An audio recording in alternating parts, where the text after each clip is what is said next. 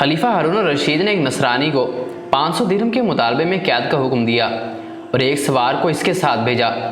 سوار نے دیکھا کہ راستے میں ایک شخص گھاس کا بوجھ اٹھائے جا رہا ہے اور اس کا بوجھ ایک طرف کو جھکا ہوا ہے۔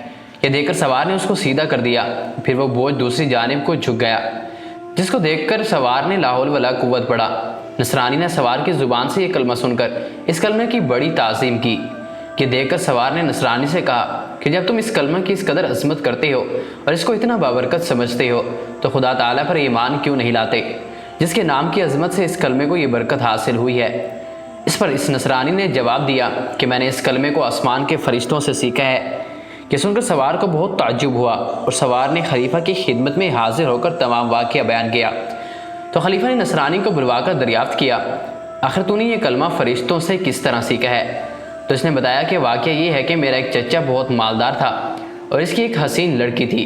میں نے اس چچا زاد بہن کے لیے اپنی نکاح کا پیغام دیا، جس کو میرے چچا نے منظور نہ کیا اور اس کا نکاح دوسری جگہ کر دیا۔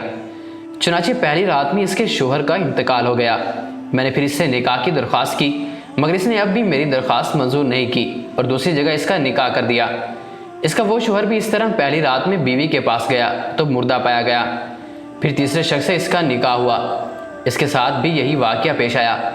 اس کے بعد چوتھی مرتبہ میں نے پھر اپنی نکاح کا پیغام دیا تو مجبوراً چچا نے اس لڑکی کا نکاح مجھ سے کر دیا، کیونکہ مسلسل ان حادثات کے بعد کوئی دوسرا اس لڑکی سے نکاح کرنے کو تیار نہ ہوا۔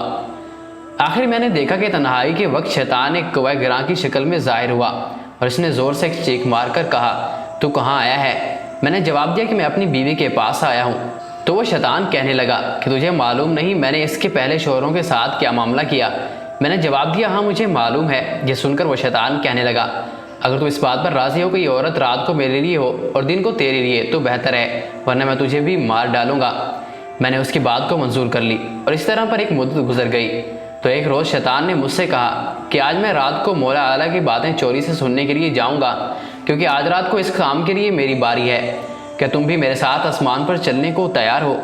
میں نے جب اس پر اپنی رضامندی کا اظہار کیا تو شیطان نے ایک بڑے اونٹ کی شکل اختیار کر کے مجھ سے کہا کہ میری پشت پر مضبوط سے سوار ہو جانا۔ چنانچہ جب میں اس پر سوار ہو گیا تو وہ شیطان ہوا میں اڑنے لگا۔ اتنے مجھے فرشتوں کی آواز آئی کہ لا حول ولا قوت الا باللہ کہہ رہے ہیں، جس کو سن کر شیطان واپس مڑا اور مردے کی طرح زمین پر گر پڑا اور میں بھی اس کے قریب ہی جا گرا۔ جب کچھ دیر کے بعد اس کو ہوش آیا تو کہنے لگا کہ تم اپنی آنکھیں بند کر لو۔ میں نے اپنی آنکھیں بند کر لی۔ اس کے بعد جب میں نے آنکھیں کھولی تو کیا دیکھتا ہوں کہ میں اپنے گھر کے دروازے پر موجود ہوں۔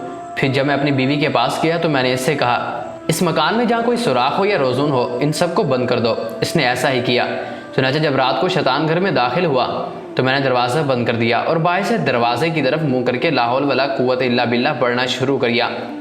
جب میں نے فرشتوں سے سن کر یاد کر لیا تھا، اتنے میں نے ایک سخت آواز سنی، پھر دوسری اور تیسری مرتبہ لا حول ولا قوت الا باللہ پڑھا۔